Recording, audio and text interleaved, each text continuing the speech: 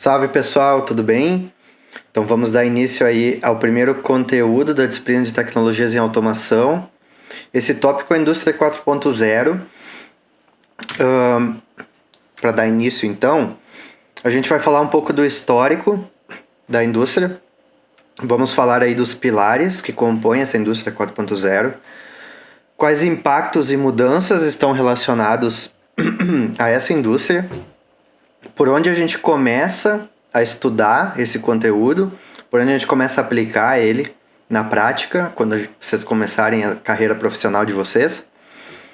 Vamos falar um pouquinho também das realidades regionais, de como está colocado a visão da indústria 4.0 dentro de um artigo aí científico e também dentro dos comentários de alguns amigos engenheiros que trabalham na indústria. Por fim, aí os caminhos futuros também. Então essa aula tem em torno de uns 50 slides, ela se estendeu um pouco, mas eu tentei trazer uma visão bastante completa de como está colocado isso aqui, tanto do ponto de vista conceitual, mas também um pouco da visão de o que se espera na indústria e na nossa realidade aqui dessas tecnologias. Então, um histórico aqui, a gente tem, só para dar uma retomada, a indústria ela passa por 4 números, digamos assim, 4 versões. Ela começa lá no século XVIII, século XIX, século XX e hoje. O que muda em cada versão é geralmente a fonte de energia, algumas características sobre a mão de obra, sobre a forma com que os processos acontecem, mas principalmente o que a gente vê aqui nessa figura é o nível de integração e flexibilidade, que ele vai aumentando à medida que o tempo passa. O que quer dizer integração? Quer dizer que são diversas tecnologias integradas que conversam entre si. E também a questão da flexibilidade e a capacidade de produzir diversos produtos com características diferentes num mesmo chão de fábrica, por exemplo. Então, só para recapitular, a indústria 1.0 era aquela que vinha com as máquinas a vapor, trem a vapor, foi a revolução industrial em si. A produção mecânica, né, com força mecânica, o uso de carvão como fonte de energia. O principal exemplo de produto é o algodão na indústria britânica, né, onde as indústrias todas focavam principalmente na produção de tecido. E a gente tem também um destaque aí da poluição, né, causada pelo carvão e das péssimas condições de trabalho, que aqui foi onde começaram a se pensar em condições de trabalho para essas pessoas. Depois a gente vai para a indústria 2.0, com a entrada da energia elétrica, né, da pesquisa e desenvolvimento dos motores elétricos, também a aplicação do petróleo como fonte de energia. E aí surgem as linhas de produção em massa, né? Principais exemplos aí o Fordismo, né? A construção dos carros em linha de produção, e também o conceito de divisão do trabalho, que é o Taylorismo, que é um dos conceitos aí que definem essas características de produção e da mão de obra. E aí a indústria 3.0, que é quando surgem principalmente os controladores, os CLPs, a ideia de sensores e atuadores, né, ligados a esses CLPs, o uso de um programa então que roda nesse CLP para controlar o processo. E aí aqui a gente já parte para os sistemas supervisórios, né, para fazer o acompanhamento da produção. A gente tem aí também a questão da produção automatizada, então a redução bem grande assim da mão de obra, né, dos trabalhos repetitivos, e o uso de células de produção também, onde cada célula é responsável por um produto ou por uma etapa da produção. Então hoje a gente cai na indústria 4.0, com os principais elementos aí que a gente vai ter é principalmente a questão da integração de tecnologias, produção inteligente e autônoma. Isso quer dizer principalmente a questão de que a produção e as máquinas se organizam para atender as demandas de produção. A ideia de computação em nuvem, ou seja, os dados estão disponíveis em algum lugar na internet, né? E eles podem ser acessados a qualquer momento. Esses dados podem ser informações de produção. Também a ideia de internet das coisas, ou seja, todos os dispositivos conectados à internet, então. Comparando aí a indústria 3.0 com a 4, O que muda, né? E esse é um exemplo de uma das fontes aí que a gente vai ter, depois eu mostro ela, que é um trabalho, é um artigo, deixa eu mostrar aqui para vocês, do Boston Group, que fala um pouco sobre a indústria 4.0, de maneira bem introdutória, tá? Então eu peguei bastante material dali, mas principalmente a gente tem a mudança aqui, ó, de hoje na indústria de células isoladas com tarefas bem específicas, onde o produto vai passando pelas células até ficar pronto, para uma ideia mais integrada de produção, né, onde a gente tem integração, troca de dados entre os diversos elementos que compõem essa produção, um grande nível de automação, né, que, por exemplo, aqui diz que o trabalho que exige menos habilidades vai ser reduzido, né? E aquele trabalho com que exige mais habilidades vai ser principalmente para monitorar e gerenciar a fábrica, né? Então, uma redução do trabalho braçal e um aumento do trabalho intelectual e uma integração muito grande das comunicações, principalmente comunicações máquina-máquina e máquina-homem, interação. Então, tudo isso para aumentar a flexibilidade. Então a gente tem aí 9 tecnologias ou conceitos que são os pilares então de transformação dessa indústria. Então, se vocês procurarem materiais, vocês geralmente vão encontrar como pilares os nomes dessas tecnologias. Então, olha só, quais são essas 9 tecnologias? Robôs autônomos, simulação, integração horizontal e vertical de sistemas, internet industrial das coisas, ou internet das coisas industrial, cibersegurança, nuvem, manufatura aditiva e realidade aumentada e, então, análise e big data, né, que é grandes dados, grandes volumes de dados. Disso aqui, então, nós vamos ter alguns aspectos principais aí. Depois eu vou abrir cada um dessas tecnologias. Mas a gente vai ter sensores, máquinas conectados além de uma única empresa, né? Uma integração entre empresas e indústrias também. Sistemas cyberfísicos onde a gente vai ter uma representação digital de uma máquina real. Então, que tu vai conseguir prever comportamentos dessa máquina. Interação através dos protocolos de internet. Então, todas as trocas de dados aqui ocorrem usando alguns protocolos e padrões de comunicação. O que vai acontecer é um aumento da produtividade, um aumento da economia e principalmente uma mudança do perfil dessa força de trabalho que vai trabalhar nessa indústria. Então, quanto a Big Data e análise, né, esse é o primeiro item aqui, só ajeitar aqui. Big Data seria o primeiro pilar, não quer dizer que ele é o mais importante por ser o primeiro, é só a ordem com que a gente está discutindo eles. A ideia aqui do Big Data, pessoal, é uma coleta e avaliação de dados de diferentes partes dessa indústria, do chão de fábrica, né, e dos diferentes níveis. Isso envolve dados, então, dos equipamentos de produção, das máquinas e dos sistemas de produção que vão gerenciar essas máquinas, bem como dos sistemas das empresas, de gerenciamento da empresa, e também dos sistemas que estão integrados com os clientes. A ideia do Big Data e análise é, então, dar suporte a decisões que têm que ser feitas em tempo real, né? E principalmente coletar dados de todas essas operações, os status, dados de sensores, leituras, estatísticas, diagnósticos, o máximo de informação possível coletada, tá? E aí, através de diferentes formas, tecnologias e algoritmos, então fazer uma correlação entre esses dados dessa produção. Fazer algum tipo de análise desses dados brutos que consiga trazer, então, principalmente identificar padrões, né? Por exemplo, tem uma máquina lá que quando ela apresenta um determinado problema de diagnóstico, impacta lá no desempenho da outra máquina que não consegue realizar porque talvez deu algum defeito em algum dos produtos que está sendo produzido. Então essa é a ideia, né? A ideia é justamente essa questão de de tu ter um máximo de dados e conseguir criar correlações que um humano, né, não conseguiria criar devido justamente à grande quantidade de informação que ele teria que tentar entender para detectar algum padrão, né, alguma ligação entre um problema e diversos fatores que podem ter causado. Então também a ideia de antecipar falhas, né?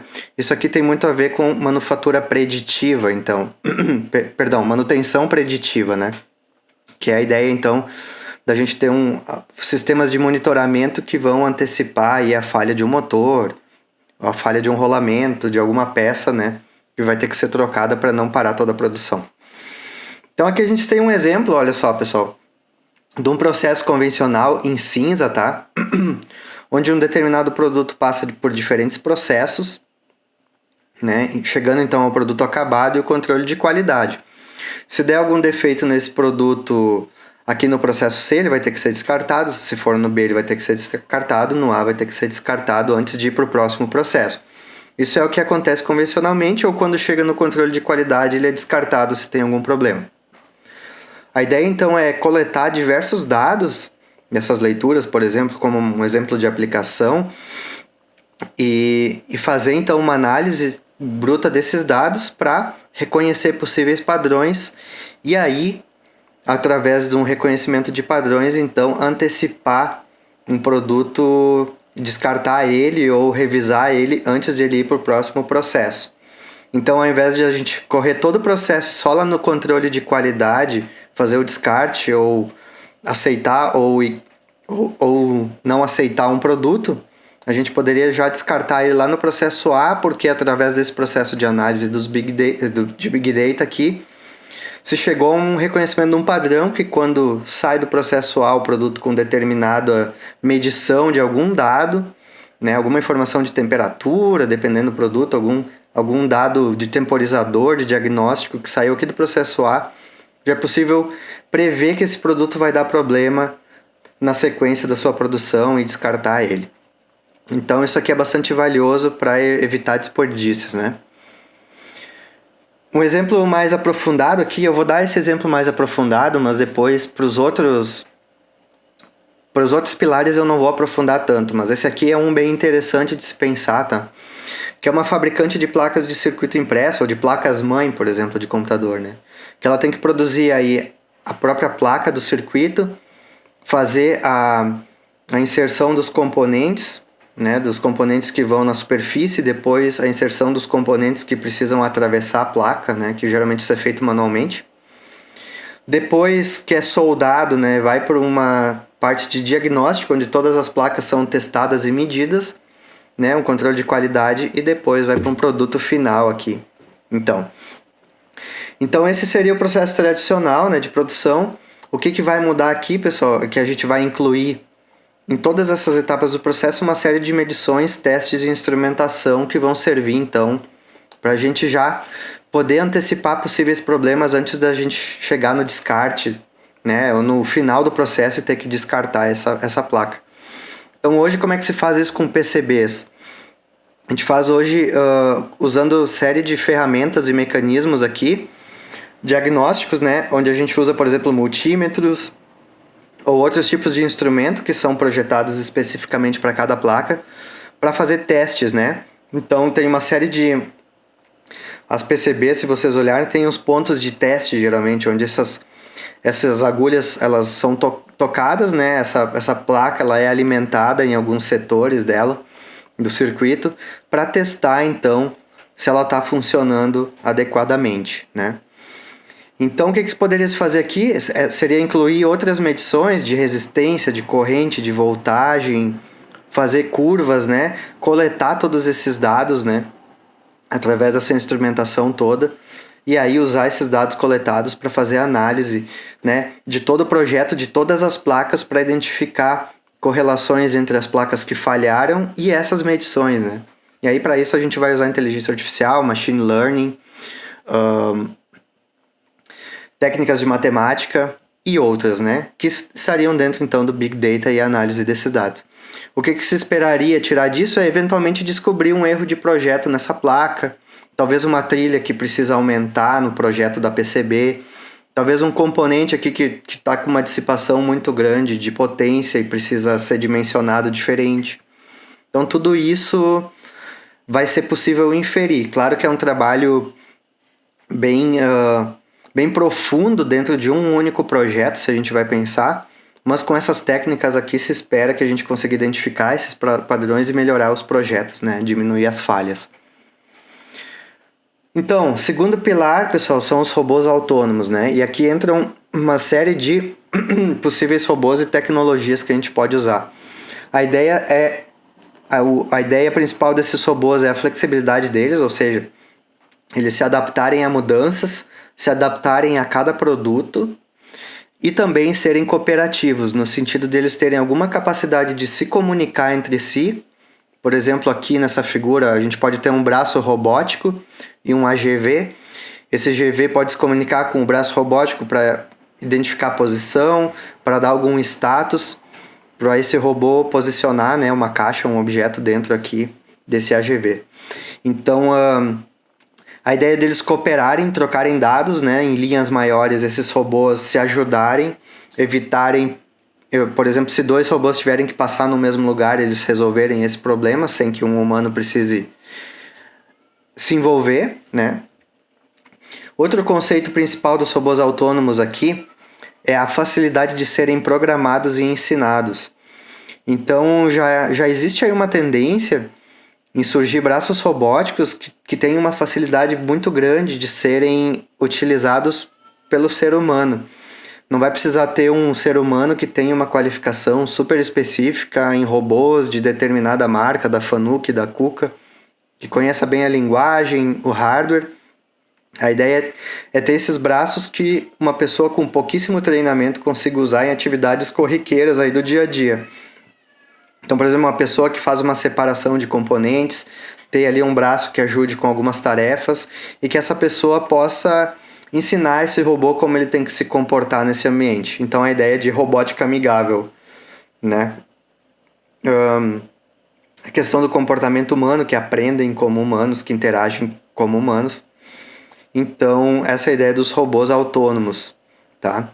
Então, envolve todas as aplicações aí de atividades também repetitivas, mas onde a gente tem ainda humanos ou que possam ajudar ou substituir, então, algumas tarefas humanas pela própria capacidade e flexibilidade desses robôs.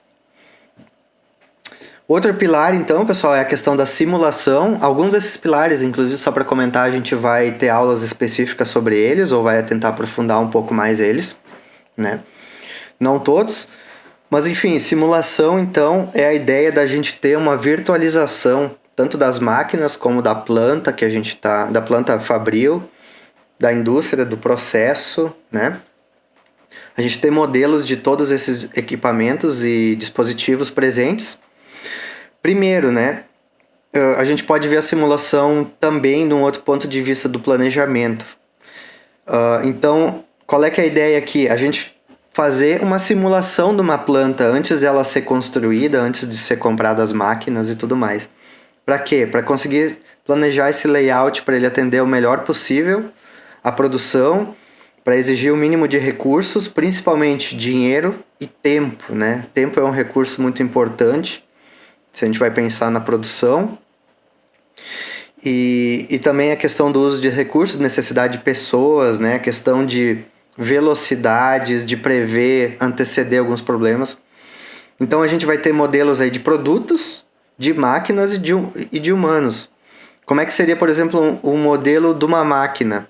Ele vai representar mais ou menos todos os tempos envolvidos na máquina. Por exemplo, se a gente pensar numa fresa CNC, a gente ter aí um modelo de quanto tempo vai levar para produzir determinada peça em determinadas condições, estatísticas, desvio padrão, variância, tudo isso para a gente ter aí, trabalhar com estimativas e margens, né?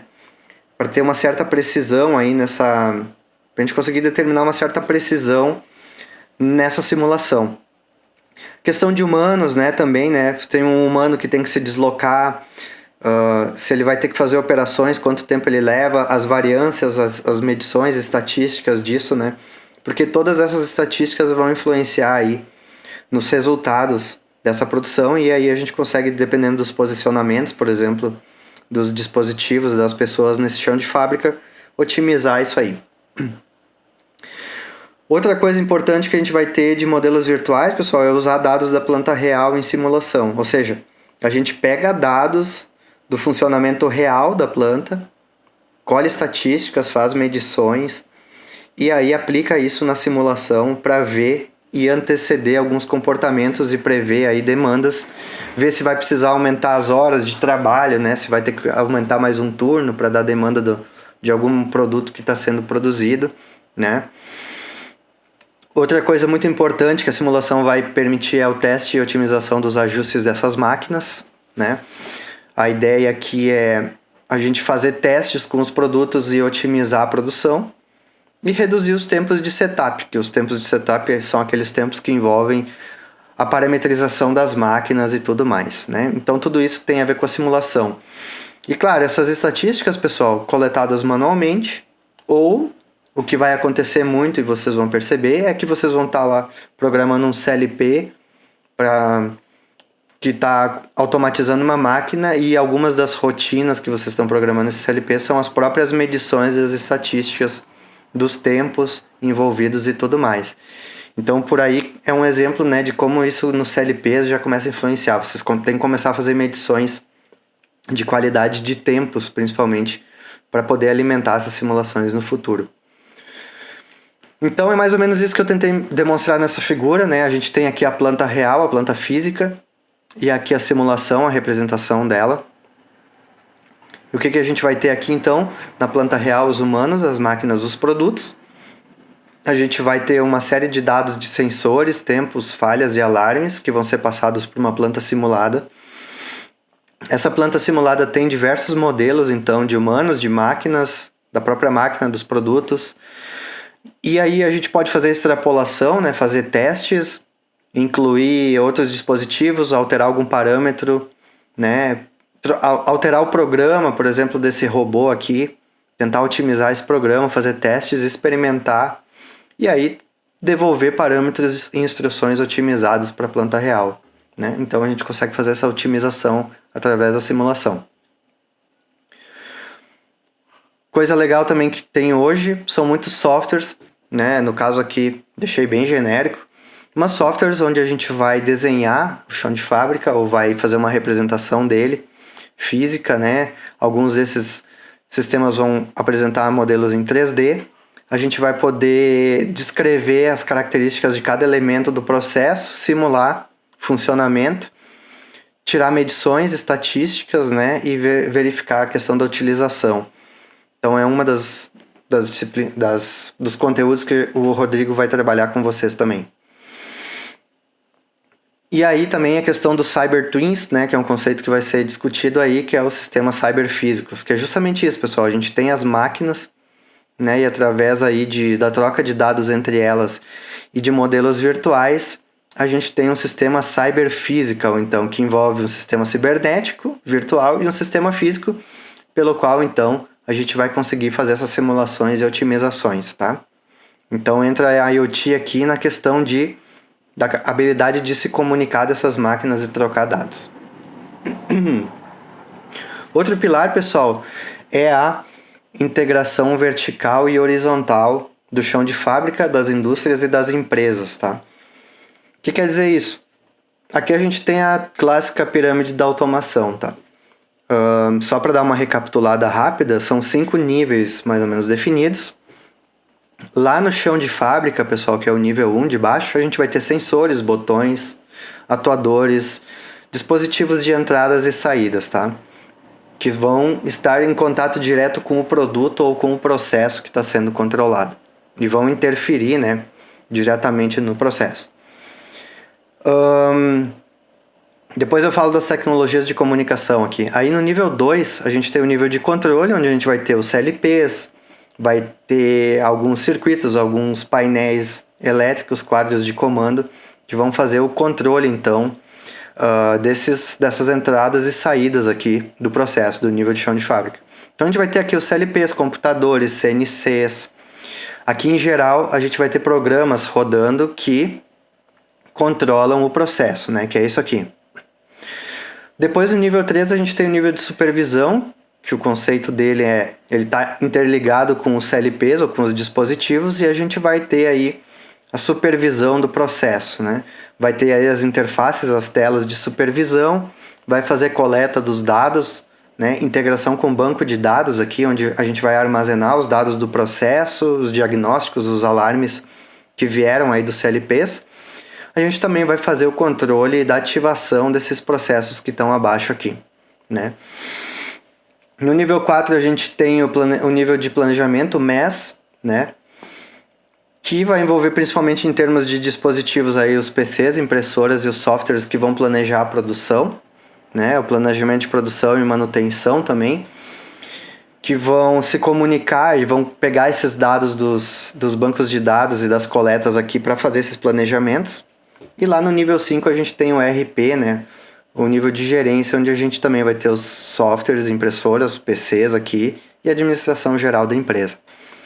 Então, hoje, um dos maiores desafios aqui na nossa realidade regional é a integração de todos esses níveis, né?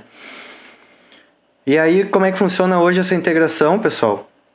A gente vai ter diferentes tipos de protocolos e redes que a gente vai utilizar em cada nível para fazer a integração deles. Então, por exemplo, lá no nível dos sensores, a gente tem lá protocolos de baixíssimo nível, onde a gente vai conectar sensores e atuadores em umas interfaces, num barramento, e esses sensores então vão levar esses dados até um CLP. Esse CLP vai estar conectado através de outros padrões de comunicação, entre os próprios CLPs, usando Fieldbus e ControlNet, por exemplo, Profibus, os protocolos, e vão estar ligados no nível de supervisão. E aí do nível de supervisão para cima, como a gente vai ter mais computadores ligados, a gente tem os níveis de rede aí que vão utilizar a Ethernet, que é o cabinho azul, né?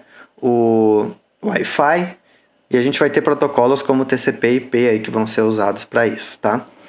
Qual é a tendência hoje, pessoal? A gente usar todas essas tecnologias meio similares.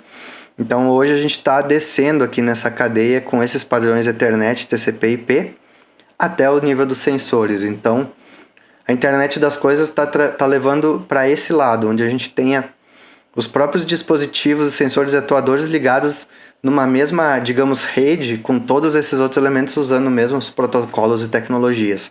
Isso facilita, né, esse intermédio, quebrar essa barreira que a gente vai ter entre os níveis, que geralmente é uma barreira de comunicação que a gente vai ter, tá? Então essa é a ideia da internet das coisas que vai estar atrás aí. Integrar mais todos esses níveis e permitir integração também com a nuvem e com outros pontos, tá? E aí os outros pilares vão ser viáveis de serem utilizados porque vai estar tudo integrado. Então aqui a gente tem na integração vertical, a integração entre os níveis da pirâmide, tá? Então entre as diversas tecnologias que compõem aí, CLP, HMI, que são as interfaces com os operadores das máquinas, né? O SCADA, que é a questão do controle supervisório, aquisição de dados, gerenciamento de energia, manutenção, planejamento dos recursos empresariais, execução dos sistemas de manufatura aqui e outros, né? Que a gente vai ter. Então essa é a ideia, de a gente integrar todas as tecnologias disponíveis na empresa, né? Dentro de uma forma mais fácil possível, digamos assim. E aí a gente tem a integração horizontal também, que ela é um pouco mais ampla no seu conceito, que é a ideia entre as máquinas, todos os equipamentos nos mesmos níveis, né, tanto da pirâmide quanto da empresa, de estarem integrados e serem aptos a trocar dados entre si, tá? No mesmo nível de automação, entre diferentes células de produção e linhas de produção. E também aqui, importante, entre diferentes parques fabris. Então, a gente pode ter diversas fábricas de uma mesma empresa, de um mesmo grupo, espalhadas pelo país ou pelo mundo, e elas são capazes de trocar dados e fazer os seus planejamentos entre si, tá? Entre os parques. Então, é essa a ideia da integração horizontal, né? No mesmo nível aqui. E então, basicamente, o que a gente tem que ser feito aqui é integrar os diversos sistemas, né, que a gente vai ter aí tanto de, vamos botar aqui esses exemplos dessa figura, né, fornecedores, questão dos fabricantes, distribuição, dos vendedores, né, e dos produtores dos commodities, que seriam os produtos de base, né, todos eles integrados horizontalmente também, tá? Hoje o foco na indústria é a integração entre os parques fabris, principalmente. E aí tem uma série de desafios, né, como vocês devem ter percebido na própria apresentação desses conceitos, que é a questão da comunicação e das arquiteturas envolvidas. A gente vai ter uma série de protocolos diferentes, arquiteturas diferentes para isso. Então a gente precisa pensar na interoperabilidade, isso quer dizer a habilidade de equipamentos de diferentes fabricantes serem capazes de trocarem dados, então precisa ter protocolos padronizados para eles trabalharem. A gente tem uma série de protocolos disponíveis, a gente precisa escolher alguns, a gente precisa definir algumas características, né, dessas trocas de dados. E a gente precisa também da questão de conversores e interfaces para troca desses dados. O que quer dizer conversores e interface? Tanto dispositivos físicos que convertam de um protocolo de comunicação para outro, como também de conversores em software, que peguem, por exemplo, dados de uma base de dados e sejam capazes de traduzir para outro tipo de dados, tá? Então, isso tudo tem que ser padronizado. E é um esforço super grande fazer isso, né? Pensando que a gente tem empresas e indústrias com diversas realidades. Mas a gente vai falar disso um pouquinho além aí. Outros desafios é os silos de conhecimento, que o que acontece, principalmente, geralmente as empresas elas vão crescendo, elas vão integrando novas máquinas, novas tecnologias e diferentes sistemas de informação que são usados na mesma empresa. Né? Não é um sistema de informação único que integra lá desde todos os níveis da pirâmide. Cada nível da pirâmide tem um sistema diferente. E aí a gente precisa muito trabalho de TI aí para conseguir fazer essa integração, essa tradução desses dados, essa comunicação. Né? Então tem muita incompatibilidade que tem que ser resolvida. E esse é um dos trabalhos mais complicados, aí, mais grandes desse processo de integração. Outra coisa é a gestão de ativos, né? Que uma vez que a gente botou esses sistemas rodar, a gente tem que garantir que eles vão seguir funcionando, né? Não que eles vão funcionar durante 1 hora e vão cair durante as próximas 8. Então, a gente precisa garantir o funcionamento desses sistemas, fazer monitoramento, isso significa ter pessoas controlando esses processos. A gente precisa também garantir a segurança, né, do funcionamento e o monitoramento contínuo. Então, uma vez que a gente começa a integrar, a gente precisa ter mais ferramentas de diagnóstico e pessoas fazendo esse diagnóstico. Outra coisa importante aqui do desafio é a gestão da cadeia de suprimentos, ou seja, integrar com os fornecedores. Por quê? À medida que nossos processos ficam mais flexíveis, a gente tem demandas mais específicas de matérias-primas, produtos, né? Então, uma vez que surge um produto novo, uma demanda nova que tem que ser produzida, a gente precisa falar logo com os fornecedores para conseguir obter o mais rápido possível os nossos recursos que a gente precisa, seja matéria-prima, seja peças, enfim, né? Então, essa integração da cadeia de suprimentos ela é fundamental para a gente aumentar a flexibilidade. Senão, a gente vai ter demandas por produtos com determinadas características de flexibilidade e aí a gente vai ter que humanamente fazer essa função de achar esses fornecedores e conversar com eles e mandar as especificações. E a ideia aqui é se tornar algo transparente. Surge a demanda por um produto e o fornecedor já sabe que vai ter que entregar até tal dia determinada peça ou matéria-prima, né? Então a gente vai reduzindo aí a interferência humana no processo. E a questão das economias de escala aqui que tem a ver com um investimento muito grande necessário para a gente fazer essas tecnologias acontecerem, né? A gente nem falou da questão financeira ainda, né? Bom, aí a gente vai para a internet industrial das coisas, que é a ideia de, então, principalmente a questão da computação embarcada. O que quer dizer isso, pessoal? Todos os dispositivos, as máquinas, os produtos, os sensores, as máquinas, os computadores, as pessoas, eventualmente, todos os recursos terem algum tipo de processamento, algum hardware capaz de fazer processamento de dados e capaz de se comunicar, né? Nosso celular é um grande exemplo disso hoje. Ali dentro tem um chip, tem um processador, geralmente é um processador da família ARM, né? Esse processador ele é um computador pequenininho que está disponível dentro do celular e tem uma série de recursos disponíveis para os aplicativos que vão fazer uso, né? Então a ideia é da gente colocar, e como tem se tornado muito barato, hoje é viável se colocar essa computação embarcada nos dispositivos, nos produtos e em todos esses elementos que eu falei, né? E aí a gente consegue conectar rapidamente esses dispositivos a uma rede e permitir que eles troquem dados. Então alguns exemplos aqui disso, né? É colocar os produtos e máquinas em rede para tanto dar suporte remoto e manutenção remota. Isso aqui é importante, né? Você vai pensar, a gente compra uma máquina de um fabricante italiano, dá algum problema, a gente não sabe exatamente como resolver, ou quais instruções, ou qual parte da máquina precisa ser consertada. E lá o fabricante diretamente da Itália consegue acessar essa máquina e consegue dar o suporte, dar a orientação que precisa. Outra coisa importante também é a questão dos dados de uso, ou seja, os produtores, os fabricantes vão ser capazes aí de coletar dados de uso dos seus produtos. Isso acontece quando a gente usa o Google, quando usa o Facebook, o Instagram, todas essas ferramentas. Na verdade, eles estão coletando uma série de dados do nosso padrão de uso para otimizar a ferramenta deles, né? Para conseguir descobrir nossos padrões de comportamento. Isso pode ser útil para um fabricante melhorar os seus produtos também. E também descentralização de decisões, né? Isso quer dizer que uma vez que um produto, essa linha de produção desse carro, né, onde a gente tem, por exemplo, uma etiqueta colocada no carro, né? E à medida que esse carro vai passando no processo, essa etiqueta é lida inúmeras vezes, colocando informações e obtendo informações do produto, né?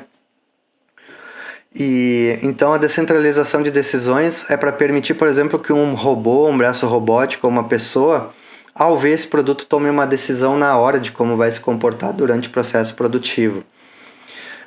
Então isso aumenta a flexibilidade, principalmente, né? Se a gente deixar um robô que faz o mesmo trabalho em todos os carros, quer dizer que a gente vai ter que trocar o programa toda vez que um carro passe. Se esse robô tiver a capacidade de fazer uma leitura sobre o produto, ele mesmo troca o seu programa e sabe o que tem que fazer naquele produto. Isso vai permitir, então, respostas em tempo real, né? As próprias máquinas e pessoas vão reagir em tempo real ao produto, às características dele. E também aí tem outras questões sobre inteligência limitada e produtos não acabados, né? Que também vão ter alguma uma importância. Mas aqui eu nem vou comentar muito. Então, as tecnologias principais que a gente vai ter aqui são os RFID, né, as etiquetas, e os microcontroladores, então, que são justamente esses processadores que podem estar embarcados e permitir essas coisas. Outra questão importante é a segurança, a cibersegurança também que se diz. Porque o que acontece? Quanto mais a gente integrar os dispositivos na internet, mais problemas de segurança a gente pode ter. O que quer dizer isso, né? A gente vai estar mais suscetível a invasões, a bugs, né, dos protocolos, a brechas no sistema que vão permitir que pessoas tomem ações, interfiram nos processos, né? Então a gente tem que garantir aí a confiabilidade e a segurança dessas comunicações para que os dados sejam transmitidos em segurança, só quem realmente possa acessar tem acesso a eles e que esses dados não sejam sabotados ou alterados também, né? Então isso envolve dois tipos de ações, primeiro as ações preventivas, depois as corretivas, né? As preventivas são identificar riscos e se proteger desses riscos, e as corretivas, óbvio, é quando já aconteceu alguma ameaça, quando já aconteceu algum problema, que é responder e recuperar o funcionamento, tá? E então, uma das definições que eu vou mostrar na próxima figura é a questão das áreas de segurança, né? Que são diferentes partes de uma hierarquia que pode ser construída que envolve a segurança dessas comunicações, que são os próprios dispositivos, as aplicações, as redes, os dados e os usuários. Cada um vai ter características diferentes sobre como funciona tanto identificar e proteger, responder e recuperar. E aí, a questão das ações aí que a gente vai poder fazer para garantir a segurança, que é controlar o acesso aos dados, né? Controlar o acesso aos recursos, encriptação dos dados, que é encriptar, né? Usar criptografia para tornar eles não legíveis para quem não tem as chaves, identificação, né, de acesso de quem está acessando, de onde está acessando, gestão desse acesso às máquinas e usuários, para não deixar que qualquer um ligue e desligue uma máquina, né? Só alguns usuários têm autorização. Configuração dos equipamentos e gateways, né? Os gateways para proteger o acesso às redes em diferentes níveis. Então aqui tem uma figura bem interessante da questão da cibersegurança, né? Vejam aqui em cima que a gente tem as funções: identificação, proteção, detecção, resposta e recuperação. E aí os diferentes áreas, né? Os dispositivos, as aplicações, a rede, os dados, os usuários e os processos. Então aqui identificar e proteger, né? Por exemplo, nos dispositivos aqui é gerenciar o dispositivo, né? O acesso ao dispositivo. Questão de proteger segurança IoT, identificação de acesso e gestão do acesso, segurança mobile, né, também, né, depende se o cara estiver acessando dados móveis ou se os dispositivos forem móveis ou ingressarem em redes diferentes. E aí, por exemplo, aqui como ações, né, de resposta, segurança ponto a ponto, isso quer dizer a segurança entre os dois dispositivos que estão trocando dados, e detecção de ameaças entre esses dois pontos. E por aí vai, pessoal. Então são uma série de estratégias que a gente vai usar para isso, tá? Mas, por exemplo, os usuários aqui, que é uma coisa importante, né? Evitar que alguém acesse um determinado recurso, proteger de fraudes, proteger de ameaças internas, de alguém fazer alguma sabotagem, né, no processo, enfim, uma série de coisas aí. E o que acontece? Como cada parte dessa cibersegurança é muito específica, cada indústria tem diferentes níveis de integração e especificidades, acaba que para cada um desses elementos vão ter diferentes empresas e produtos disponíveis para isso, tá? Então vocês podem ver que esses mercados geralmente, por terem especificidades muito grandes, eles requerem então um conhecimento muito específico de cada parte, né? E logo a gente tem uma série de empresas diferentes voltadas para isso. Bom, o sétimo pilar então, pessoal, a computação em nuvem. A ideia disso é a gente ter recursos remotos que a gente vai utilizar, não são recursos físicos que estão dentro da nossa indústria, da nossa empresa, eles estão fora, a gente paga para usar esse serviço, e esses serviços envolvem dois principalmente, que é o serviço de armazenagem de dados, que é para a gente guardar bancos de dados, informações do processo, aqueles que foram coletados, né, que nem eu falei no Big Data, porque a gente vai envolver aí gigabytes, terabytes de informação ou muito mais, dependendo de como a gente vai trabalhar esses dados. Então a gente precisa armazenar isso. E o serviço de processamento, onde a gente vai usar recursos externos para, por exemplo, processar esses dados, traduzir esses dados em informação, né, através de processamento.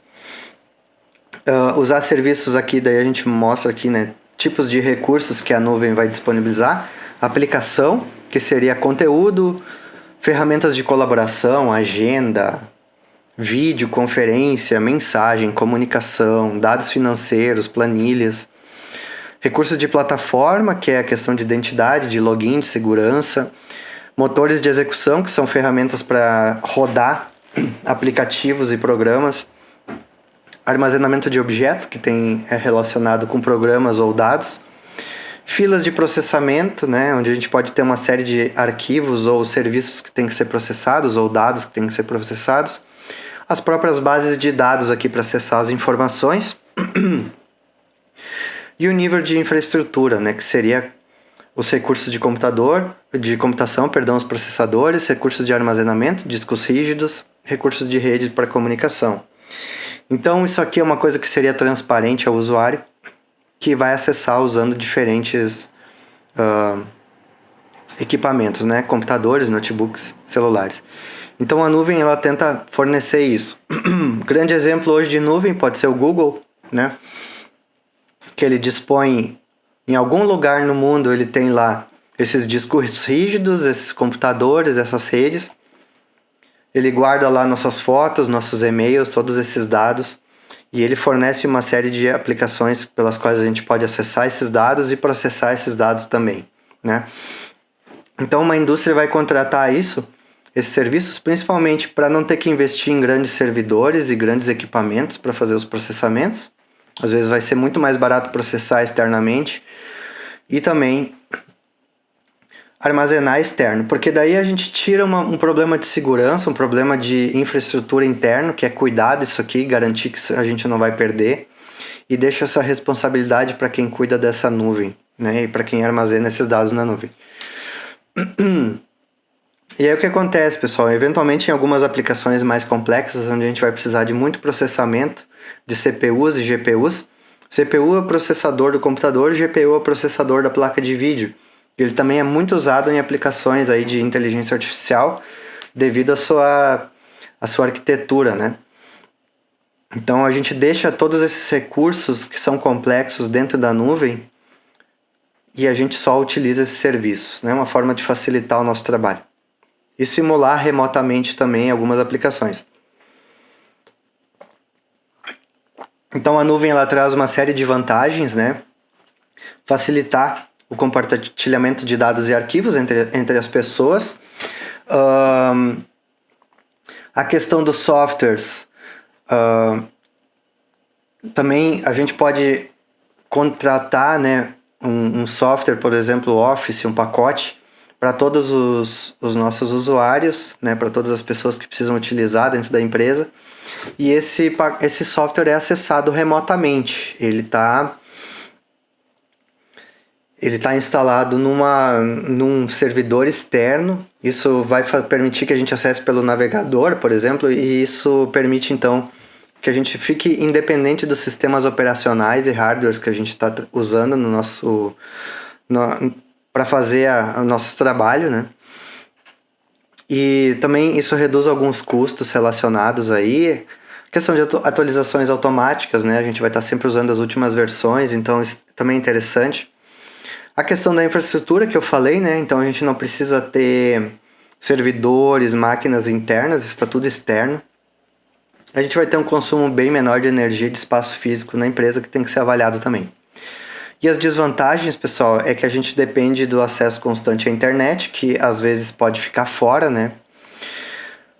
Depende também das capacidades de velocidade de processamento e largura de banda da internet e os custos que esses serviços vão ter. Outro pilar, então, é a manufatura aditiva, que é basicamente impressão 3D, tá? Por que ela é tão interessante a ponto de ser considerada um pilar? Flexibilidade, pessoal. Isso aqui é até hoje assim, o que se vê e que se fala como a forma mais flexível de produzir peças, protótipos, peças de substituição, né? Peças de reposição, perdão. E essas tecnologias de impressão, elas evoluíram muito, ainda estão evoluindo, né? Antes a gente tinha a impressão só no plástico, hoje a gente já tem aí de metal também, a fusão a laser, fundição a vácuo, né? Então isso aqui é muito importante pela flexibilidade, justamente por produzir lotes pequenos. Hoje tem uma série de empresas aí que tu manda um desenho em CAD de uma peça e eles prototipam para ti e mandam de volta. E isso vai ajudar bastante, né, na questão de redução de transporte e logística e redução de estoques, principalmente. Porque antes talvez tu precisava trazer de São Paulo um estoque de 1000 peças, esse era o tamanho mínimo do lote a ser produzido. Tinha que pedir para fabricar, tinha que entrar na fila de espera lá.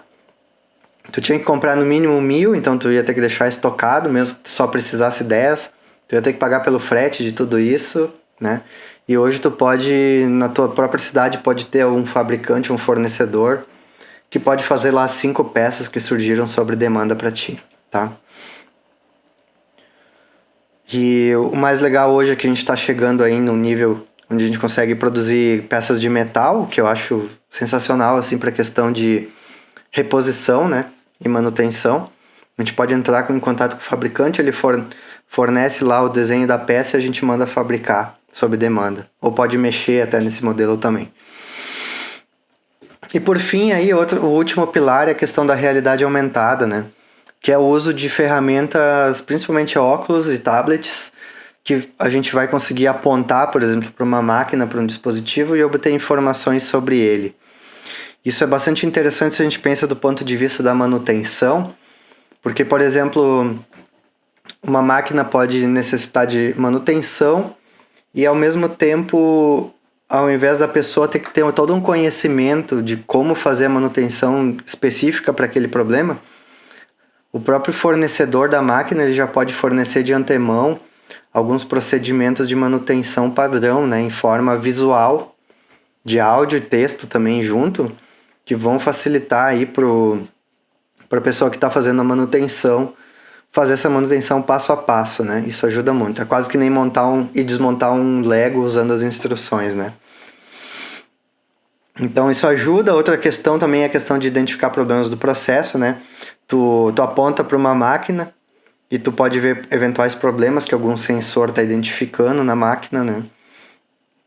E na questão assim de flexibilidade, né, que é uma das questões principais da indústria 4.0, bom, se cada produto vai ser diferente, customizado, as características de produção aí de as formas de produzir de cada produto vai ter passos diferentes, então as pessoas que vão estar envolvidas aí no processo, elas podem receber instruções também personalizadas para cada produto, tá? Isso vai ajudar, então, a entender melhor as especificidades de cada produto quando tem que ser feito. Treinamento também é importante, né? A gente pode usar modelos virtuais para treinar sobre a máquina, para ensinar as pessoas a usarem as máquinas. Identificar emergências e, então, aprender a usar o maquinário. Certo? Então, realidade aumentada. Passamos pelos 9 pilares, ok? Vou fazer uma pausa aqui no vídeo, aí eu faço a parte 2 da aula na sequência a partir do slide 31, então.